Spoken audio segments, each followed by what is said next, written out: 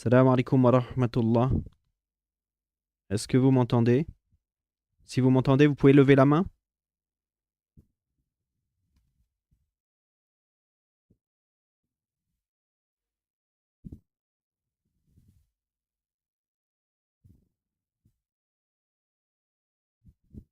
Presque bon.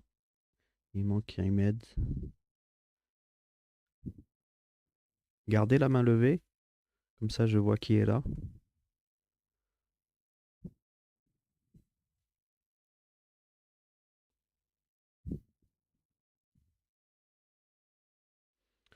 J'arrive pas à mettre la caméra.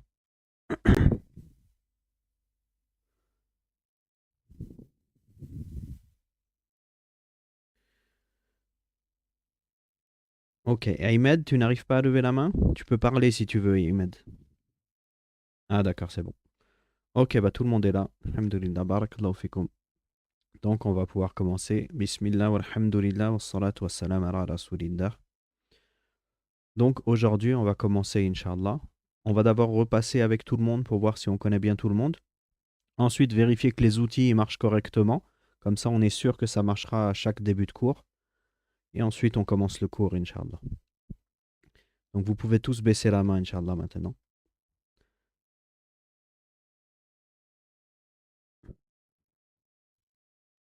Très bien.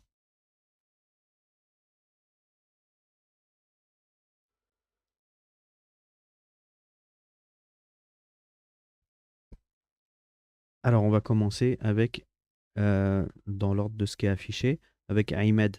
Ahmed, tu peux me rappeler... Ah, il est parti, Ahmed. Imran, tu peux me rappeler quel âge tu as, s'il te plaît? Tu peux parler, hein?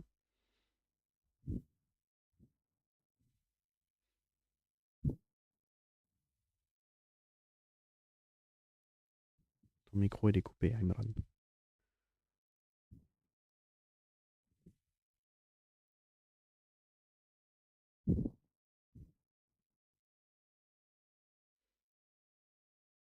Ton micro, il est branché, mais je ne t'entends pas.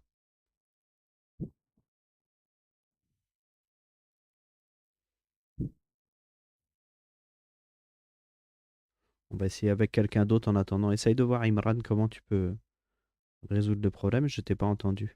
Ahmad, je crois que tu es rentré, que tu n'as pas réussi à mettre ton nom. Si tu peux changer le nom, Inch'Allah, si tu sais comment faire, sinon on va regarder ensemble. Soraya, tu m'avais dit que tu avais 8 ans, je crois. Tu peux parler, Soraya. Wa alaykoum salam wa rahmatullah. Ok. Ok, très bien, Soraya. Barakallahu fiki. Au début du cours, je vous le dis à tous et Inch'Allah. Au début du cours, quand je viens, je dis Salam alaikum wa rahmatullah à tout le monde. Donc, à chaque fois que je vais vous parler après, pendant le cours, vous n'êtes pas obligé à chaque fois de me redire salam alaikum ou alaikum salam, d'accord? On le dit une fois au début et après, on le redit pas. Barakallahu fikum. Comme ça va plus vite. Barakallahu fik, Soraya.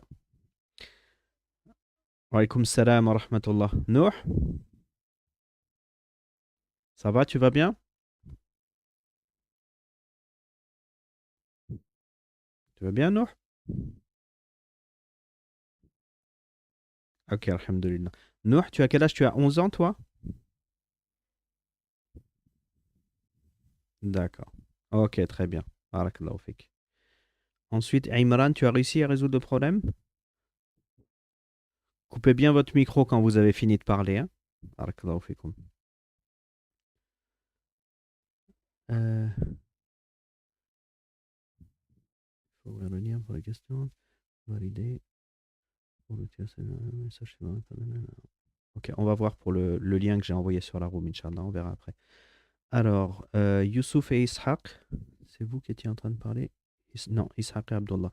Youssouf et Ishaq, vous m'entendez? Vous avez quel âge, vous, Youssouf et Ishaq? Ok. Et tu es Ishaq ou Youssouf? D'accord. Donc toi, tu es Youssouf. D'accord, ok. Qu'Allah préserve. Très bien, barakallahu fik. Donc toi, c'est Youssouf. D'accord. 6 ans, 3 ans. Barakallahu fikum. Hafidhakumullah. Très bien. On a qui? On a Kays. Kays, je sais plus. Tu as 12 ans, Kays? Je me souviens plus.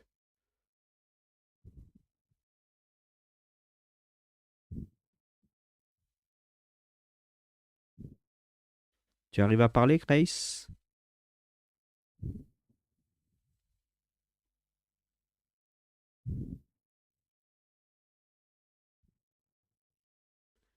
Kays, c'est comme Ahmed. Tu as ton micro qui est branché, donc je vois que tu parles, mais je ne t'entends pas.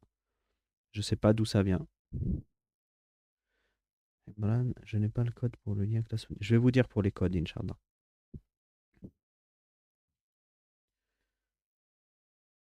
Ok. Donc, Imran et Kays, vous avez des soucis pour le micro, Inch'Allah. Essayez de voir si vous arrivez à régler ça.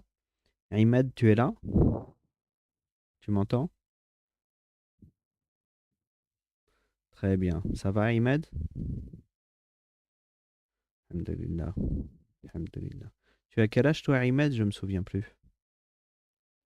6 ans. Très bien. Qu'Allah te préserve. Ok. Je finis de faire le tour avec tout le monde, Inch'Allah, et après, on va avancer, d'accord? Tu peux couper ton micro, Ahmed. Barakallahu fik. On a maintenant. On a Kays qui lève la main. Oui, Kays? Ça marche le micro? Ah, ça marche. Oui, je t'entends. Très bien. Ok. Qu'Allah te préserve. Très bien, Kays. Barakallahu fik. On a Mohamed et Omar. Mohamed et Omar, vous avez quel âge?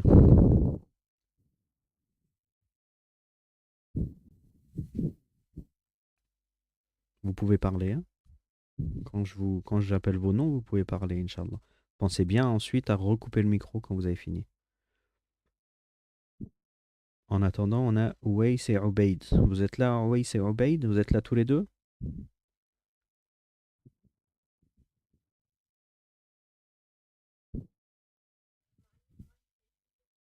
D'accord.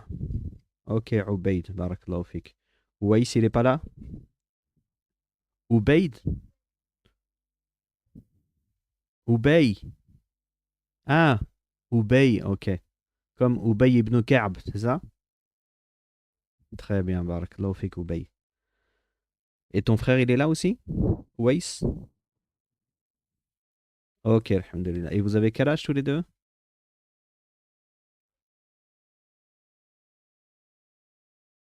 15 ans. Ouays, il a 15 ans. Ok, barakallahu fikum. Vous parlez arabe? Un peu. Et Ouays, pareil?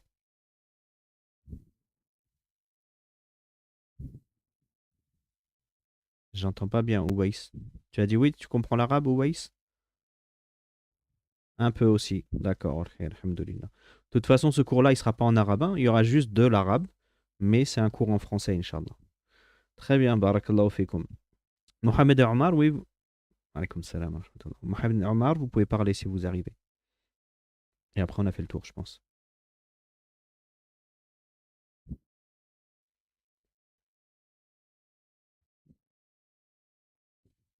Il nous reste plus que Mohamed et Omar, il me semble.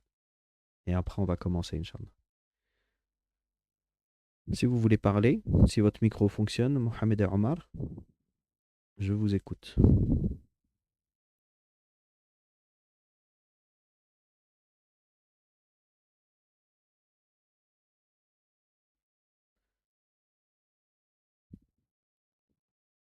Oui, Ouays et Obey.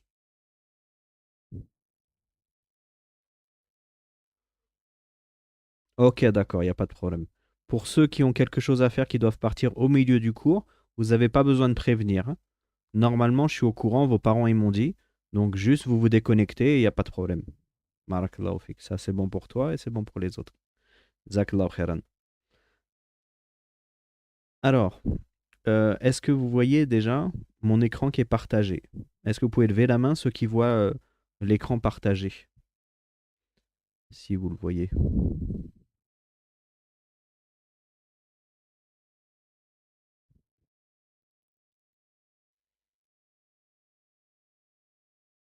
Personne ne voit mon écran? Ah,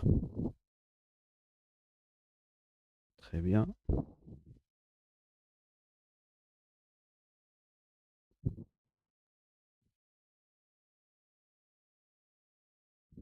Presque tout le monde. Nour, tu vois pas l'écran? Tu vois pas le partage d'écran? Il y a écrit en gros une question. Mohamed et Omar, vous le voyez pas? Si vous n'arrivez pas à parler, vous pouvez écrire sur le chat. Oui? Tu vois, Nour? Non, tu vois pas? Tu es sur quoi? Sur téléphone, sur ordinateur? Sur ordinateur? Et tu vois pas écrit une question par jour? Tu es sur la tablette? Tu vois pas? Voilà, ça doit être ça. Il faut masquer le tableau blanc.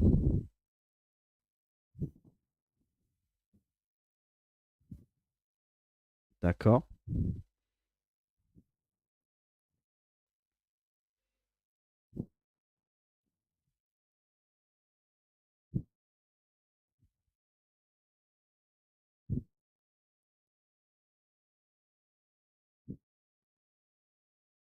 Ça y est, tu vois? Super.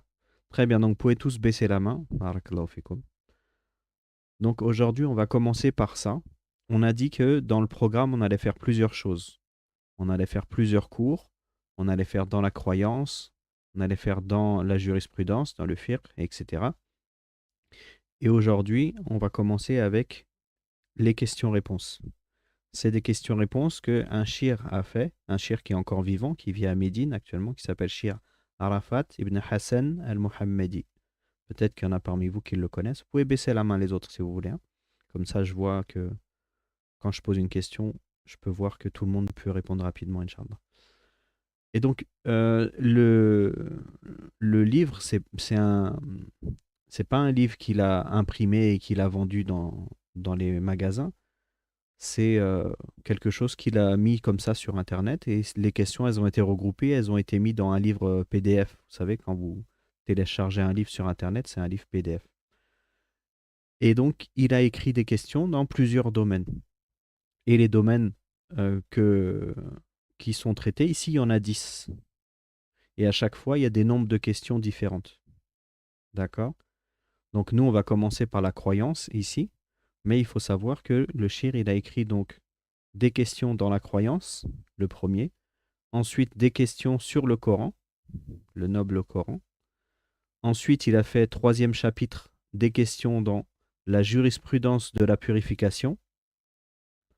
Est-ce qu'il y en a un de vous qui sait ce que c'est que la jurisprudence de la purification? Celui qui sait, il lève la main et après je l'interroge, Inch'Allah.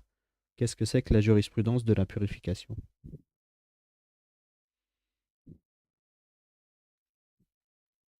Youssouf et Israël, vous avez déjà levé la main ou c'est avant? Je vous écoute si vous avez déjà levé la main. Non, ça devait être avant.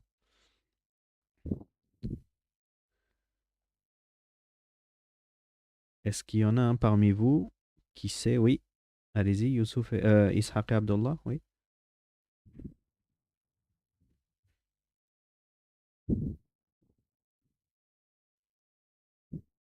Vous pouvez parler, hein. Vous savez ce que c'est la jurisprudence de la purification?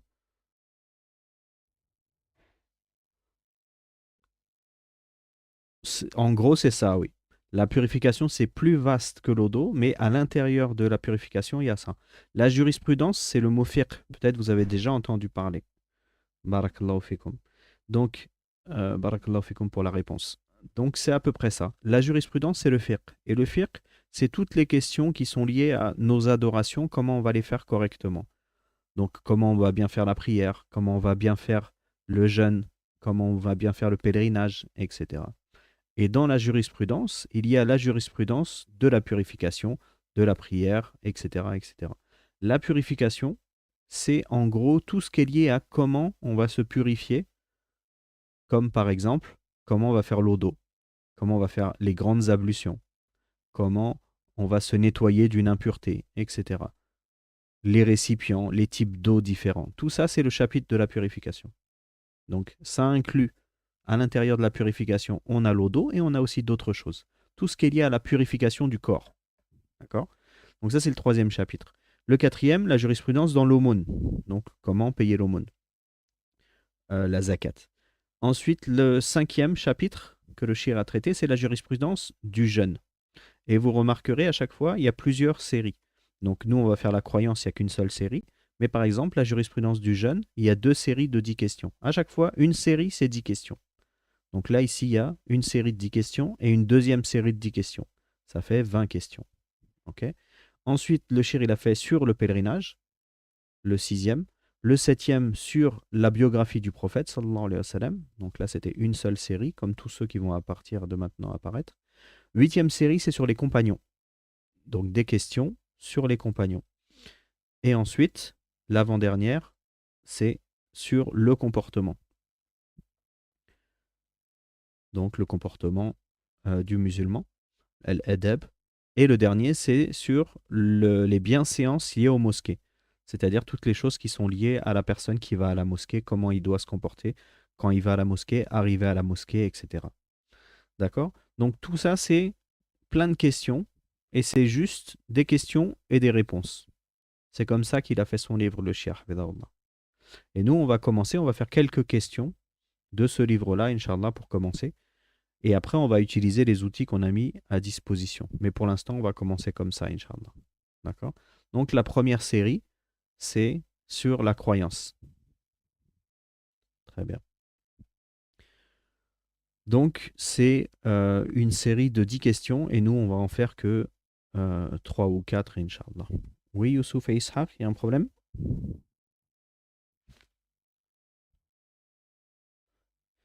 Vous avez levé la main, je vous écoute.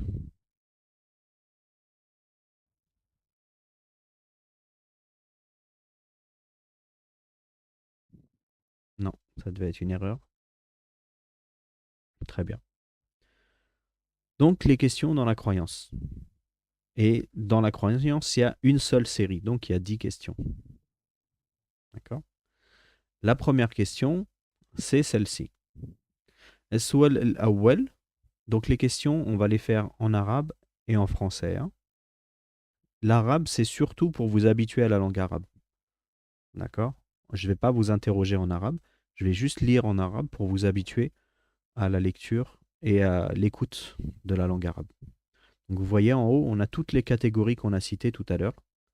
La croyance, le Coran, la purification, etc. Et nous, on va faire uniquement les questions qui sont dans la croyance aujourd'hui. Et même pas entièrement, on va en faire que 3 ou 4. Inch'Allah. D'accord? Donc, la première question, as-sual al-awwal. Ma haqqullahi ala al-ibad.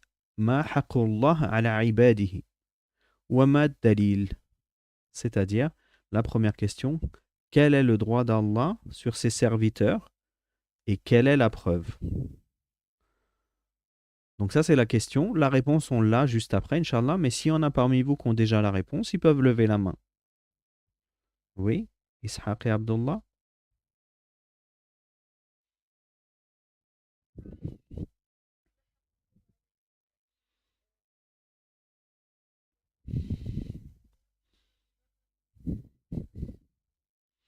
Très bien. Barakallahu fikum.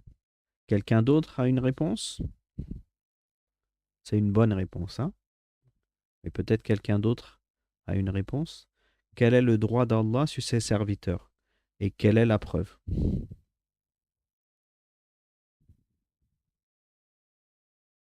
Est-ce qu'il y en a un parmi vous qui n'a pas compris la question? À ce moment-là, il lève la main.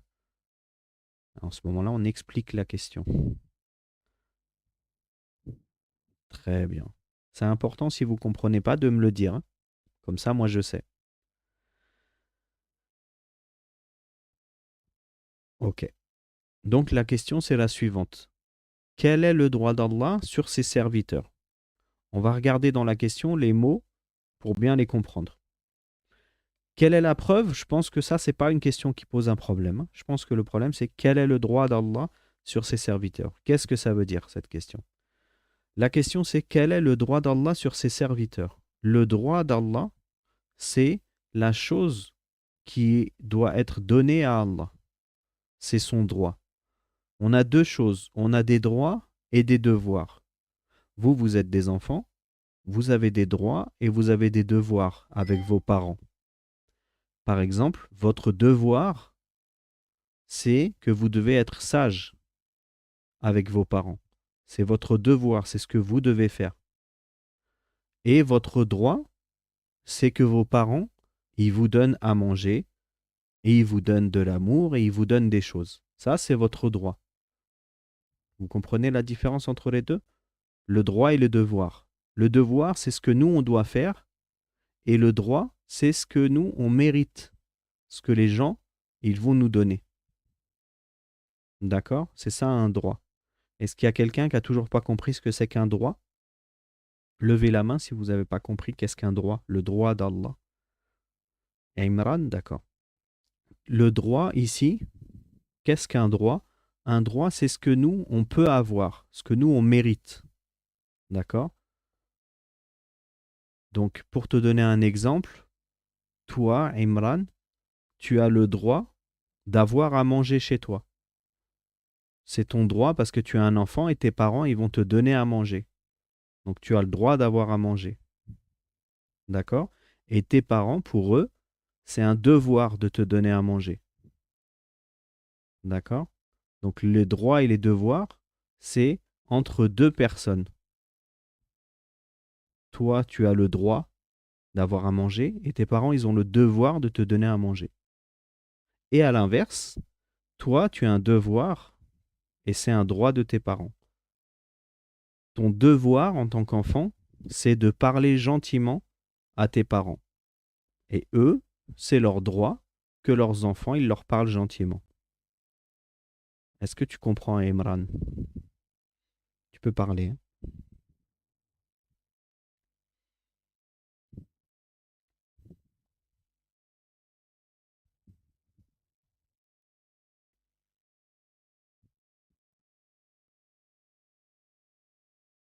Tu arrives à parler, Imran?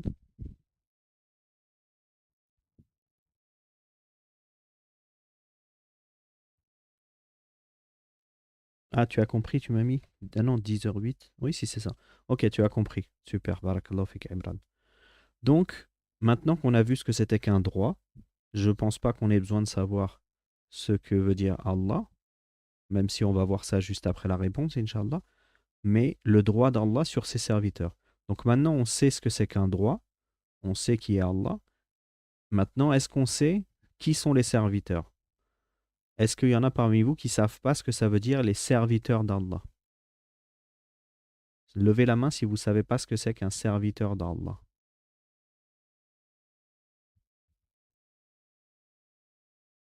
Apparemment, tout le monde sait. Les serviteurs d'Allah, pour résumer, c'est toutes les créatures qui sont soumises à Allah. Et ici, ce qui est voulu par serviteur d'Allah, c'est les humains et les djinns, par rapport au droit d'Allah sur les humains et les djinns. Donc ici, le droit d'Allah sur les serviteurs, ça veut dire qu'est-ce que les serviteurs d'Allah, c'est-à-dire nous, qu'est-ce que nous, on doit obligatoirement donner à Allah. C'est à nous, c'est notre devoir, et à Allah, c'est son droit. Donc la question, c'est qu'est-ce que nous, on doit faire obligatoirement pour Allah? Et la deuxième partie de la question, quelle est la preuve? Est-ce qu'il y en a un parmi vous qui ne sait pas ce que c'est qu'une preuve? Levez la main si vous ne savez pas.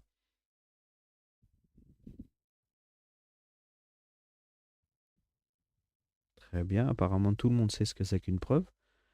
Alors maintenant, je vais vous interroger, levez la main. Qui peut me dire qu'est-ce qu'une preuve?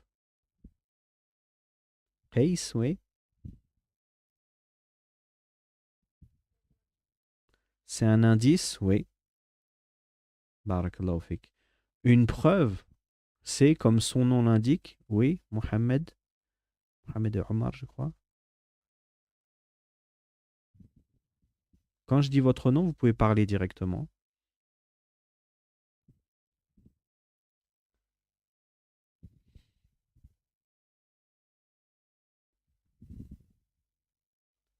Mohamed, vous pouvez parler, hein. Sinon, je passe à Qais. Qais, tu peux parler. Une preuve, c'est une vérité. Hmm. Une preuve, barakallahu fik Qais. Ishaq et Abdullah, vous voulez essayer? Allez-y. Un dalil. D'accord. Donc toi, tu m'as traduit le mot preuve. Et c'est quoi un dalil?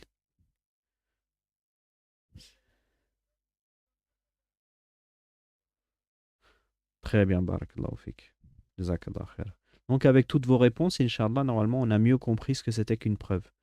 Une preuve, c'est quelque chose qui va montrer que ce qu'on est en train de dire, c'est vrai. C'est ça une preuve. Et une preuve, là, ici, dans la religion, c'est, comme ils viennent de dire, Ishaq et Abdullah, c'est soit un verset du Coran, ou soit un hadith du prophète sallallahu alayhi wa sallam. C'est ça une preuve en islam, c'est un verset ou un hadith, ou alors l'ijma'. Ça, on verra ça plus tard, Inch'Allah. Donc, dans la religion, quand on dit est-ce que tu as une preuve, ça veut dire est-ce que tu connais un verset ou un hadith qui prouve, c'est-à-dire qui dit que ce que tu dis, c'est vrai. D'accord? Ça, c'est dans la religion. Quand c'est pas dans la religion, une preuve, ça peut être, par exemple, si quelqu'un vous demande est-ce que c'est toi qui as fait ce dessin? Et tu vas dire oui, il va te dire c'est quoi ta preuve? Et tu vas lui dire regarde, c'est mes crayons, c'est ceux-là que j'ai utilisés pour faire le dessin. Et c'est ce crayon-là qui a été utilisé pour faire le dessin. Vous comprenez? Donc ça, c'est une preuve, mais ce n'est pas une preuve dans la religion. C'est une preuve, c'est-à-dire ça nous montre que ce qu'on est en train de dire, c'est vrai. Donc moi, je dis, tiens, c'est mon dessin. Et toi, tu me dis, c'est quoi ta preuve que c'est ton dessin? Et alors tu réponds, c'est mes crayons. Regarde, c'est avec ces crayons-là que j'ai fait le dessin. Ou alors, tu sors un cahier et tu montres, regarde, j'ai d'autres dessins, c'est les mêmes. Je les ai faits il y a longtemps. Donc c'est le même dessin que j'ai fait avant et que j'ai refait là. Et après, la personne, elle dit, ah d'accord, ça se voit, j'ai compris, c'est ton dessin. C'est ça une preuve. C'est on montre que ce qui est dit, c'est vrai. Et dans la religion, une preuve, c'est quoi?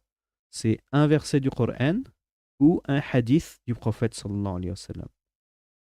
Est-ce qu'il y en a un parmi vous qui ne sait pas ce que c'est que un verset du Coran?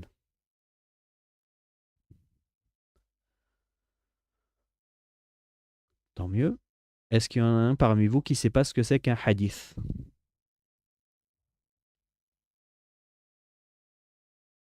Oui, Nouh, tu ne sais pas ce que c'est qu'un hadith. Un hadith, c'est une parole du prophète sallallahu alayhi wa sallam qui nous a été rapportée dans les textes, dans les livres, comme peut-être tu as déjà entendu Sahih Bukhari, l'authentique de Bukhari, ou Sahih Muslim, l'authentique de Muslim. Dedans, il y a des hadiths. Les hadiths, c'est quand on dit le prophète sallallahu alayhi wa sallam a dit les actes ne valent que par les intentions. Ou alors, le prophète sallallahu alayhi wa sallam a dit le licite est clair et l'illicite est clair, par exemple. Le hadith, c'est la parole du prophète. Alayhi salatu wa salam. Je te donne cette définition pour résumer, hein. Mais sinon, il y a d'autres choses qui rentrent dedans. Si tu as toujours pas compris, Nouh, tu peux relever la main. Je continue à expliquer, hein. Si tu as compris, c'est bon. Donc, on a dans les preuves les versets du Coran et les hadiths du prophète sallallahu alayhi wa sallam. Oui, Qais?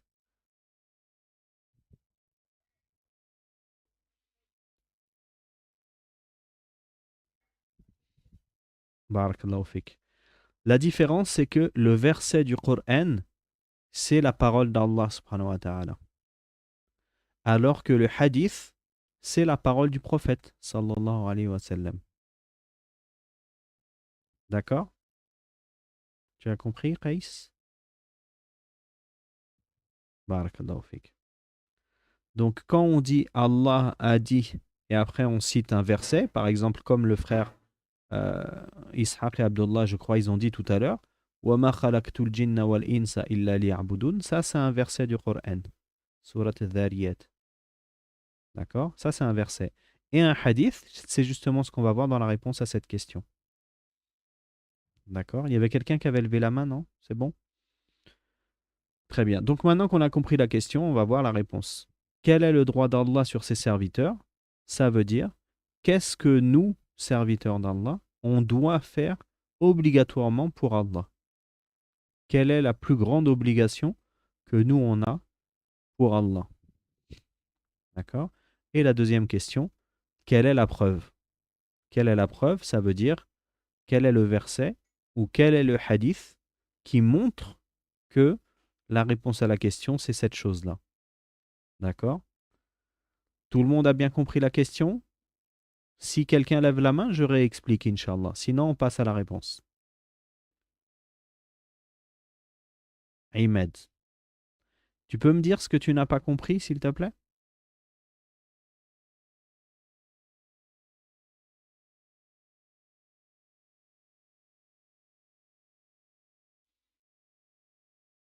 Il y a un mot que tu n'as pas compris, Ahmed, ou alors c'est toute la question? D'accord. Donc, Ahmed, la question, c'est celle-ci. Quel est le droit d'Allah sur ses serviteurs? Quel est le droit d'Allah? Ça veut dire, qu'est-ce que Allah mérite? Qu'est-ce qu'Allah mérite? Et sur ses serviteurs, ça veut dire, nous, on est les serviteurs. Qu'est-ce que nous, on doit donner à Allah obligatoirement? Tu as compris, Ahmed? D'accord, alhamdoulilah. Et la deuxième partie de la question, quelle est la preuve? On a dit ce que c'était qu'une preuve. Tu te souviens ce qu'on a dit? Un verset où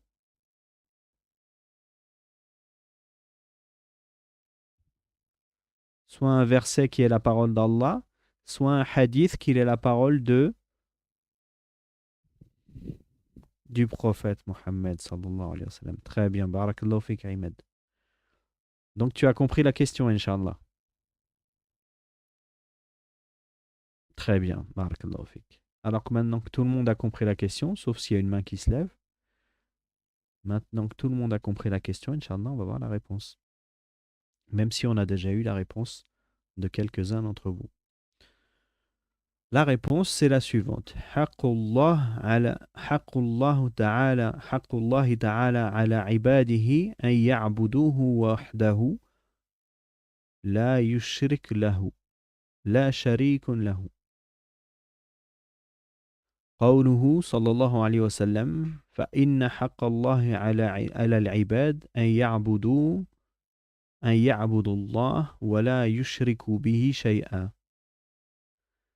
Ça veut dire le droit d'Allah sur ses serviteurs est qu'il l'adore lui seul sans rien lui associer.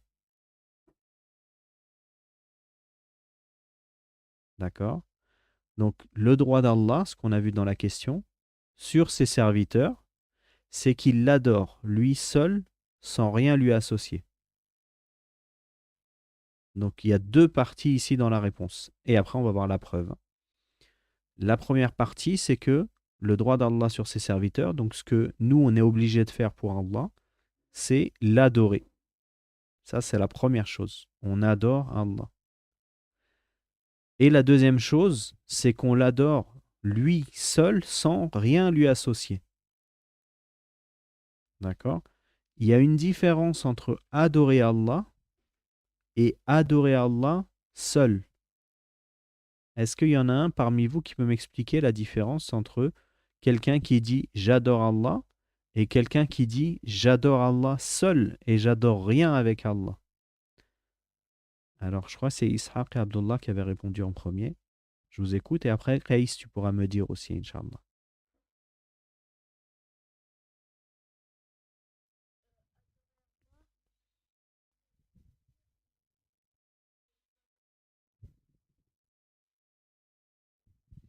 Mhm.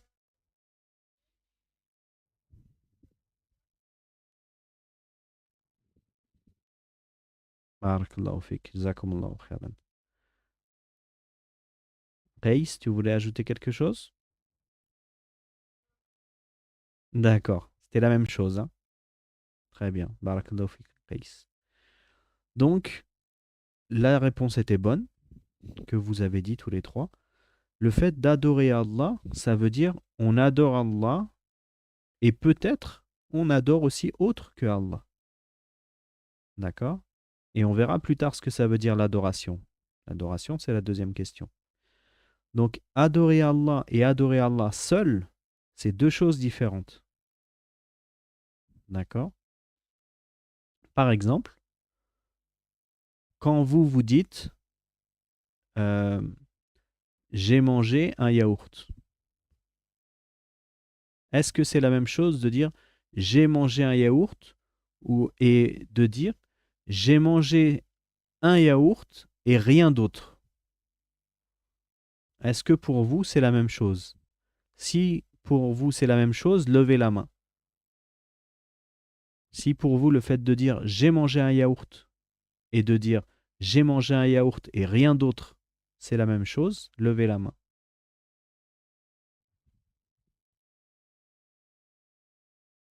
Donc a priori, tout le monde a compris la différence. Est-ce qu'il y en a un autre que les frères qui ont déjà répondu, que les enfants qui ont déjà répondu, qui peut m'expliquer la différence entre j'ai mangé un yaourt et j'ai mangé un yaourt et rien d'autre? Nouh, oui?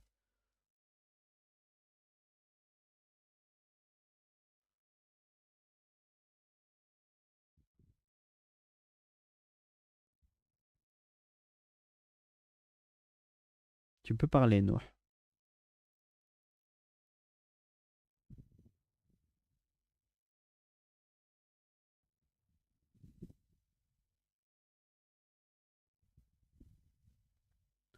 Tu arrives pas? Oui?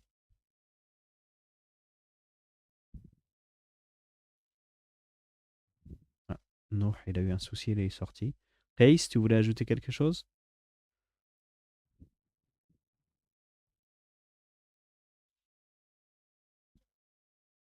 Oui, tu peux dire parce que personne d'autre a levé la main.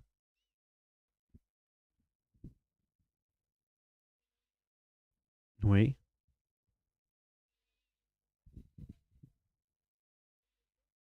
oui,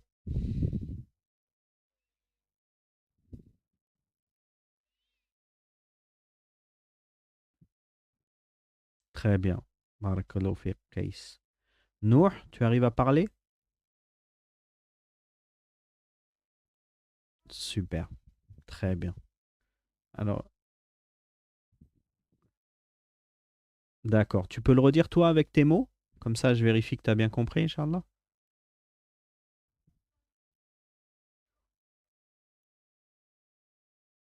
Oui,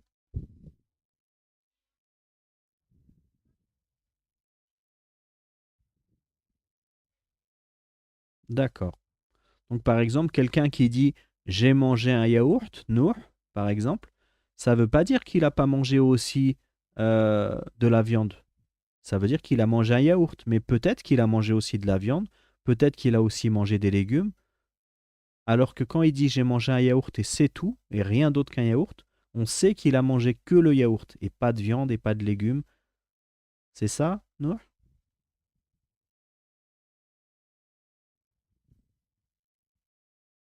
Ok, super. Barakallahu fik, Nour. Jazakallahu khairan. Et Ahmed, tu voulais parler aussi? Je t'écoute, Ahmed. Ah, d'accord, ok. Très bien. Parce que j'avais vu que tu avais levé la main, j'ai cru que tu voulais parler. Ok. Donc, on a bien compris la différence entre adorer Allah et adorer Allah seul, sans rien lui associer. L'adoration, on va voir ce que c'est dans la deuxième question. D'accord? Mais ici, ce qu'on comprend, c'est que le droit d'Allah, c'est l'adoration, et non pas seulement l'adoration, mais l'adoration et le fait d'adorer que Allah, seulement Allah. Comme quand on a dit pour le yaourt, on a mangé un yaourt et on a mangé que un yaourt, rien d'autre. Et bien là, c'est pareil. Adorer Allah et adorer Allah seul. Ça veut dire qu'on n'adore pas autre qu'Allah. D'accord? On adore Allah et on adore Allah seul. Et on va voir dans la deuxième question, qu'est-ce que c'est que l'adoration? D'accord?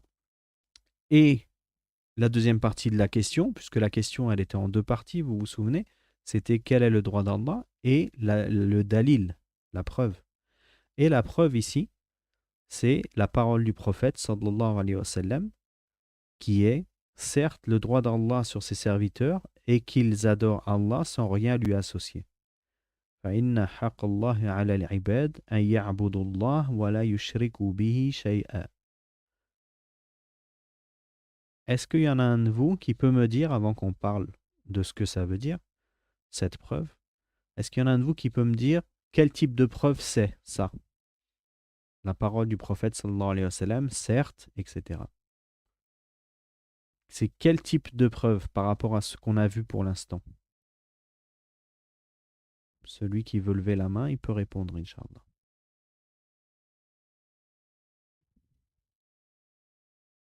Oui, Ishaq et Abdullah?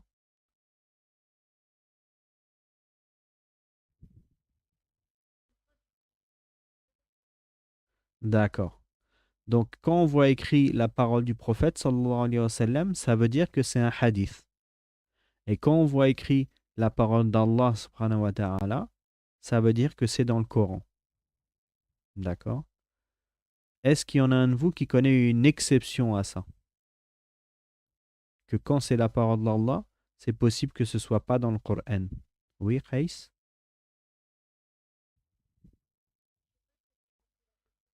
D'accord. Ma question c'est, on a dit que la parole d'Allah c'est le Coran. Et la parole du prophète, sallallahu alayhi wa sallam, c'est le hadith.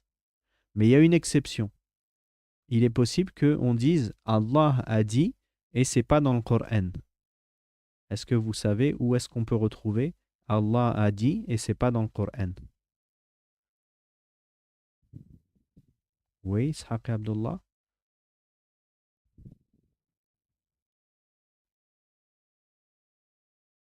Très bien, barakallahu fikum.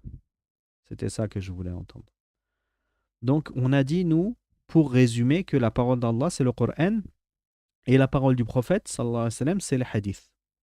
Mais en vérité, on a certains hadiths où c'est la parole du prophète, sallallahu alayhi wa sallam, sauf que, qu'est-ce qu'il nous dit le prophète, alayhi salatu wa sallam?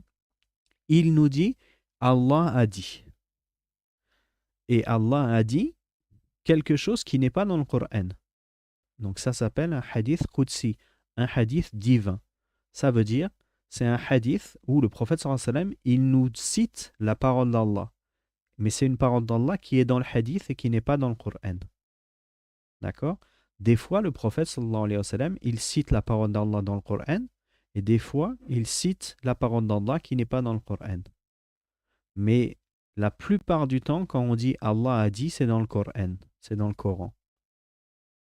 D'accord?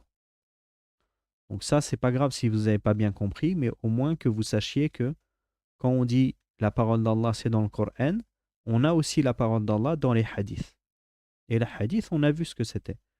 Les hadiths, c'est la parole du prophète sallallahu alayhi wa sallam. Mais des fois, le prophète, alayhi salatu wa sallam, il nous cite la parole d'Allah. D'accord? Donc ici, on a un hadith qui est la parole d'Allah, la parole du prophète sallallahu alayhi wa sallam est certes le droit d'Allah sur les serviteurs est qu'ils adorent Allah sans rien lui associer. Donc vous voyez ici, on a la même réponse que ce qu'on a dit avant puisque c'est une preuve. On a dit que la preuve, c'était un texte du Coran ou un hadith qui venait pour dire que ce qu'on a dit avant, c'était vrai. Et qu'est-ce qu'on a dit avant? La réponse du shir, hafidhahullah, le droit d'Allah sur ses serviteurs est qu'il l'adore lui seul sans rien lui associer. Donc le fait d'adorer Allah seul sans rien lui associer. Et le prophète sallallahu alayhi wa sallam, il a dit, certes, le droit d'Allah sur les serviteurs est qu'ils adorent Allah sans rien lui associer. Donc, ça montre que cette phrase-là, elle est vraie. La première phrase, elle est vraie puisque la deuxième, c'est une preuve. Et en réalité, pourquoi on dit la première phrase? Parce que on a appris avant cela la deuxième. Et c'est comme ça que le musulman, il applique sa religion. Il trouve dans le Coran et dans la Sunna les preuves et ensuite il croit à ce qui est dans le Coran et la Sunna. C'est comme ça que ça marche et c'est pas l'inverse. C'est pas parce que nous on a une croyance et qu'ensuite on va aller chercher est-ce que dans le Coran c'est écrit ou non. Non. D'abord on regarde ce qui est dans le Coran et la Sunna et c'est à ça que servent les savants pour nous expliquer qu'est-ce qui est dans le Coran et qu'est-ce qui est dans la Sunna. Et ensuite, on a la croyance qui correspond à ce qui est dans le Coran et dans la Sunna. Donc ici, le prophète sallallahu alayhi wa sallam, il nous a dit, certes, le droit d'Allah sur les serviteurs et qu'ils adorent Allah sans rien lui associer.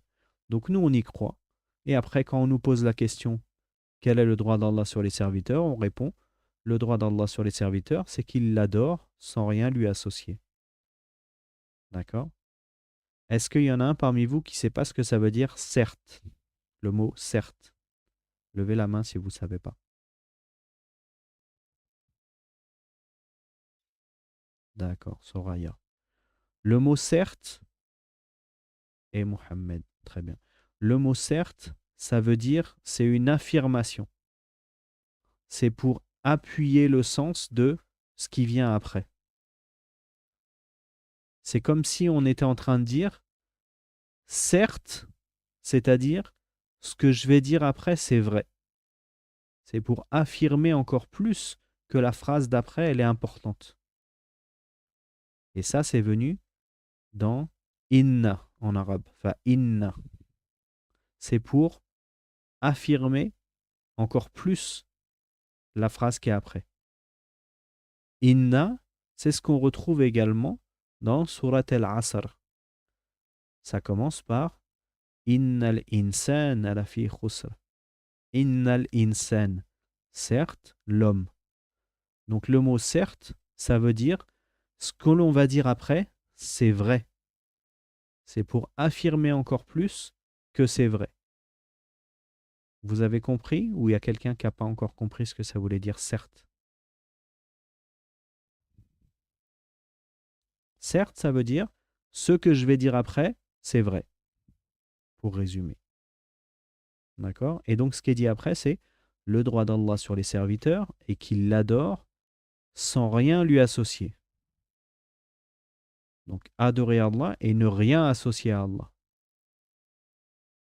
Ne rien associer à Allah, ça veut dire ne rien adorer avec Allah. D'accord? Et associer, ici le mot associer, c'est le fait de faire une adoration pour autre qu'Allah. Et c'est ce qui s'appelle en arabe le shirk ou le polythéisme. D'accord? Est-ce qu'il y en a un parmi vous qui sait ce que c'est le shirk, le polythéisme?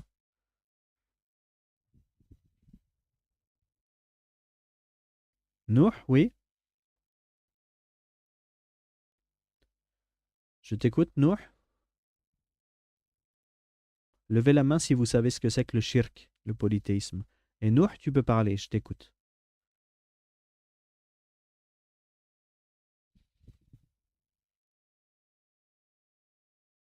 Tu arrives pas à parler, Nouh?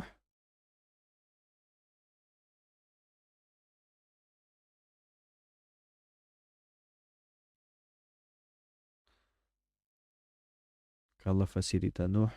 À chaque fois qu'il doit prendre la parole, j'ai l'impression qu'il est obligé de sortir et re-rentrer. Oui, Nouh?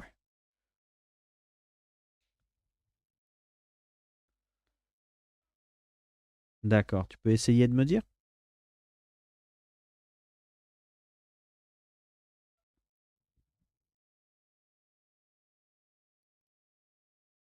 Quand les, quand les personnes y parlent sur les pierres?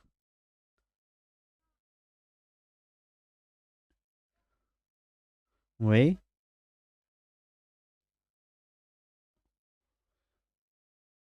D'accord.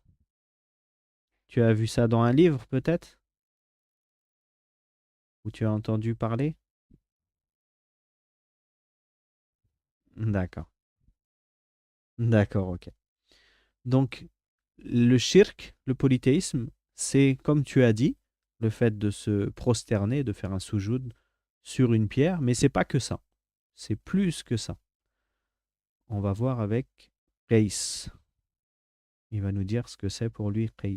Et ensuite, chacun va me dire pour lui ce que c'est que le shirk. Tous ceux qui ont levé la main. Hein. Qais, tu peux parler.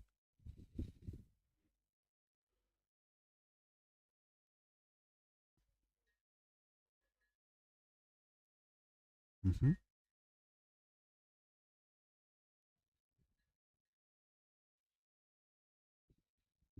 Oui, plusieurs dieux.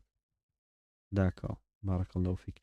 Quand tu dis c'est pas dans le Coran, ça veut dire quoi, Qais?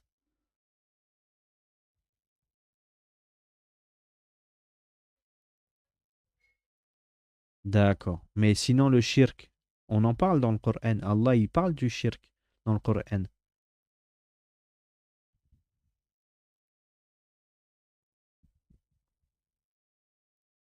Je voudrais être sûr de bien comprendre. Quand Qais, tu dis le shirk, c'est pas dans le Coran, ça veut dire le fait de faire du shirk, c'est pas ce qui nous est demandé dans le Coran. Mais Allah, subhanahu wa ta'ala, dans le Coran, il parle du shirk en disant que c'est pas bien. C'est ça que tu voulais dire, Qais? Très bien. Barakallahu fik. Barakallahu fik. Alors, on va passer à Ishaq et Abdullah. Qu'est-ce que c'est pour vous le shirk?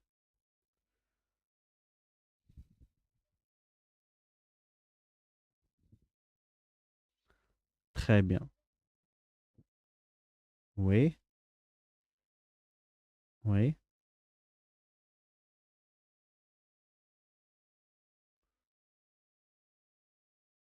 D'accord. Barakallahu fik. Très bien. Et ensuite, on a Mohamed et Omar, je crois. Je vois pas afficher le deuxième nom, mais il me semble que c'était Omar. Vous pouvez parler, hein, Mohamed et Omar.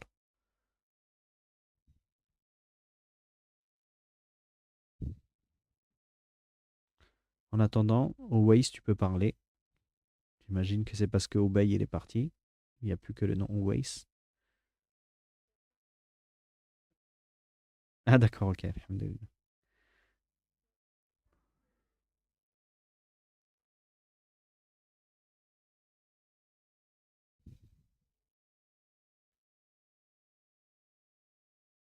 D'accord. Pour toi, il y a une différence entre le shirk et le polythéisme?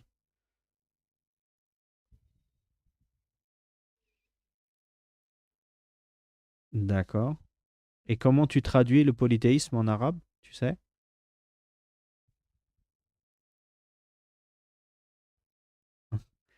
Le polythéisme en arabe, c'est le shirk. Le shirk, c'est le polythéisme. Et le polythéisme, on va l'expliquer juste après, Inch'Allah. C'est comme tu as dit. C'est le fait d'adorer autre qu'Allah. euh, et même si on adore Allah en vérité. Mais adorer autre qu'Allah, c'est déjà du polythéisme. Parce que adorer Allah, c'est ce qui nous est demandé. Et adorer autre qu'Allah, c'est en plus. Donc, ça veut dire on a rajouté une divinité.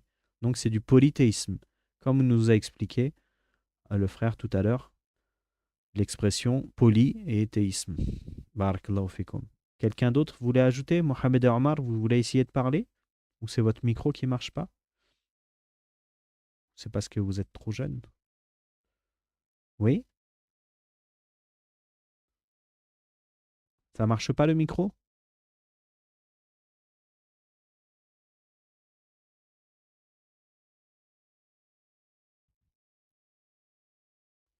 Ok, j'ai l'impression que le micro marche pas pour Mohamed et Omar, donc on va s'arrêter là, Inch'Allah, pour cette question-là. Donc, qu'est-ce qu'on peut voir par rapport à cette question-là? Maintenant qu'on a vu la question et la réponse, on rappelle la question, quel est le droit d'Allah sur les serviteurs?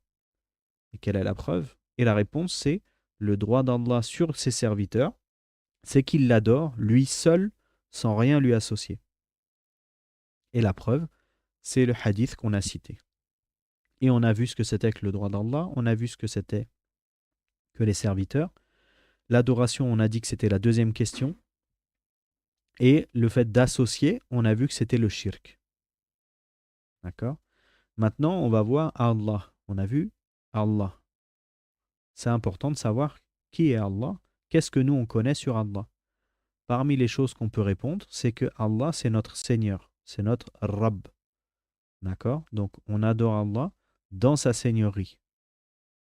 Et Allah, c'est celui qui mérite l'adoration.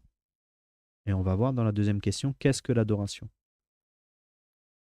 Et on peut dire également que Allah, il a les plus beaux et parfaits noms et attributs. Donc ici, on a trois points. On a le fait de reconnaître que Allah, c'est notre Seigneur.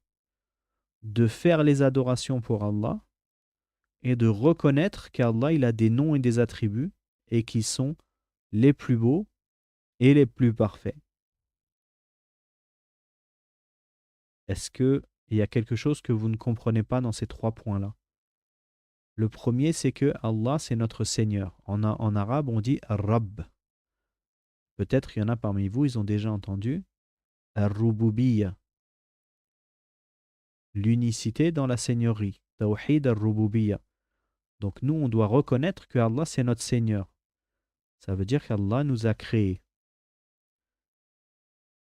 Allah, il a des actes, comme nous, on a des actes. Les actes d'Allah, c'est le fait qu'il crée, c'est le fait qu'il possède toute chose, qu'il donne la subsistance, c'est le fait qu'il fasse se lever le soleil et coucher le soleil, c'est le fait qu'il fasse tomber la pluie, etc. Tout ça, c'est les actes d'Allah. Et les actes d'Allah, c'est lié à sa seigneurie. C'est le Seigneur, c'est celui qui nous éduque et qui nous donne tout ce qu'on a besoin. Subhanahu wa ta'ala. Et ça, c'est ce qu'on appelle unifier Allah dans sa seigneurie. Tawhid al-Rububiyya. Nous, quand on reconnaît qu'Allah, c'est celui qui nous a créés, qui nous donne notre subsistance et tout ce qu'on vient de dire, on a reconnu que Allah, c'est le seul qui est celui qui fait vivre et mourir. C'est le seul qui nous fait euh, donner notre subsistance, etc. Donc ça, c'est la seigneurie. D'accord? C'est la première ligne, le premier point. Oui, Ahmed?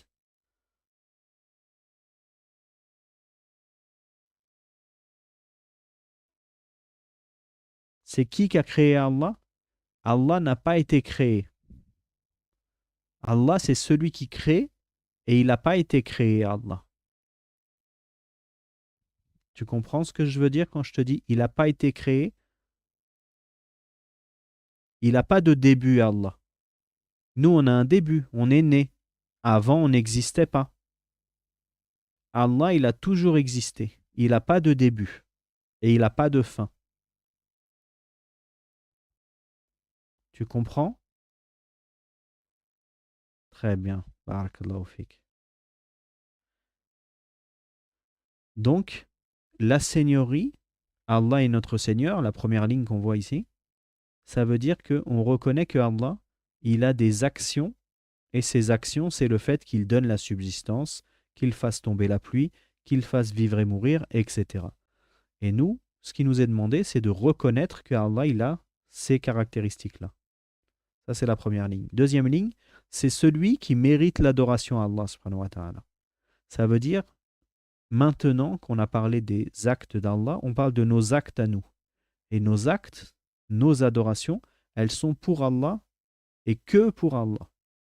Il mérite toutes nos adorations. Ça, c'est l'unicité d'Allah dans l'adoration. Tawhid al-uluhiyya ou Tawhid al-ibada. D'accord? Ça, c'est la deuxième ligne. La troisième ligne, il a les plus beaux et parfaits noms et attributs. Maintenant qu'on a reconnu que Allah, il a des actes, que nous, on a des actes, on va reconnaître que Allah, il a des noms et des attributs. Et ces noms et ces attributs, comment on les connaît? C'est lui, Allah, qui nous les a dit. Il a dit dans le Coran qu'il s'appelait Ar-Rahman, Ar-Rahim, Al-Malik, Al-Malik, qu'il s'appelait Al-Karim, Al-Aziz. Ça, c'est ses noms. Et il a des attributs. Et les attributs, il nous a dit également dans le Coran et dans la Sunna, comme pour les noms, il nous a dit quels attributs il avait. Et ces attributs et ces noms, ils sont tous parfaits. Ça veut dire que quand Allah il nous dit qu'il est Ar-Rahman, du nom le miséricordieux, ça veut dire qu'il a l'attribut de la miséricorde. Et la miséricorde, c'est quelque chose de parfait pour Allah. Allah, il nous dit qu'il est Al-Alim, celui qui sait tout, et donc il a l'attribut de la science. Ça veut dire que Allah, il sait tout, etc., etc. Donc, le fait de reconnaître que Allah, il a ces trois choses-là, c'est ce qui nous est demandé à nous. Allah, c'est notre Seigneur. Allah, il mérite notre adoration. Et Allah, il a des noms et des attributs parfaits. C'est compris, Inch'Allah? Est-ce qu'il y a quelque chose qui n'est pas compris dans ces points-là? C'est tout bon? Très bien. Ensuite, le shirk. Le mot shirk qui a été utilisé, c'est le polythéisme. Une des définitions qu'on peut donner au polythéisme, c'est donner un égal à Allah dans ce qui lui est réservé. D'accord? C'est-à-dire, on va détailler ça, je pense, au prochain cours, parce que là, l'heure, elle est finie, mais pour finir là-dessus, donner un égal à Allah dans ce qui lui est réservé. Tout ça, ça rentre dans le shirk. Tout à l'heure, on a dit quelqu'un qui met sa tête sur une pierre. Il y en a un parmi vous qui a dit, le shirk, c'est mettre la tête sur une pierre. Ça veut dire quelqu'un qui va faire une prosternation pour une statue ou pour une tombe. Donc ça, c'est du shirk. Mais le shirk, c'est plus que ça. C'est tout ce qui est donner un égal à Allah dans ce qui lui est réservé. Donner un égal à Allah, ça veut dire que celui qui adore autre qu'Allah, il est polythéiste. Mais celui qui donne un égal, ça veut dire s'il donne un égal, ça veut dire il adore Allah aussi. Mais il adore Allah et il adore aussi un égal à Allah. Donc à ce moment-là, c'est du polythéisme aussi. Celui qui n'adore pas Allah, c'est de la mécréance. Et celui qui adore Allah et autre que Allah, c'est du polythéisme. D'accord? Et pourquoi c'est dit ici donner un égal à Allah dans ce qui lui est réservé? Parce qu'il y a des choses que nous on fait qui ne sont pas réservées à Allah. Par exemple, le fait de demander à Allah qu'il nous pardonne, c'est quelque chose qui est réservé à Allah. C'est que Allah qui pardonne les péchés. D'accord? Mais demander à un être humain qu'il pardonne les péchés, là c'est du polythéisme. D'accord? Par contre, demander à quelqu'un quelle heure il est, c'est pas du polythéisme. Parce que c'est pas quelque chose qui est réservé à Allah de donner l'heure. Donner l'heure, on peut demander l'heure à son papa ou à quelqu'un dans la rue. D'accord? Donc, ce n'est pas réservé à Allah. Donc, demander à autre qu'Allah pour quelque chose qui est réservé à Allah, c'est ça le polythéisme, c'est ça le shirk. D'accord? Et on reverra ça au prochain cours, Inch'Allah. On repartira d'ici au prochain cours, parce que là, le cours, il est fini. Et on reprendra, et après, on fera la deuxième question, qui est, qu'est-ce que l'adoration? Parce qu'on a parlé d'adoration depuis tout à l'heure, mais on n'a pas expliqué ce que c'était que l'adoration. Donc, on verra ça, Inch'Allah, au prochain cours. Également, au prochain cours, on verra les questions, comme on a dit, où vous pourrez participer et vous pourrez répondre aux questions avec l'application qu'on a citée la dernière fois. Et la première question qu'on posera la semaine prochaine, je vous la mets comme ça, vous pourrez vous en souvenir. La première question, ce sera la suivante. Quel est le droit d'Allah sur ses serviteurs? Et il y aura réponse A, qu'il l'adore. Réponse B, qu'il l'adore lui seul sans rien lui associer. Réponse C, qu'il dorme tôt. Et réponse D, je ne sais pas. Et je vous interrogerai tous. Je vous expliquerai comment rentrer dans la classe que l'on a créée pour ce cours du samedi. Et chacun donnera sa réponse, Inch'Allah. D'accord? Ça, c'est ce qu'on verra la semaine prochaine, Inch'Allah. Très bien. Donc, on va s'arrêter là, Inch'Allah. Barakallahu fikum, jazakumullahu khairan. Subhanak Allahumma wa bihamdik. Ashhadu an la ilaha illa anta astaghfiruka wa atubu ilaik. S'il y a des enfants qui ont une question, Inch'Allah, vous levez la main. Sinon, vous pouvez sortir et on se retrouve la semaine prochaine, Inch'Allah, pour le cours. Barakallahu fikum.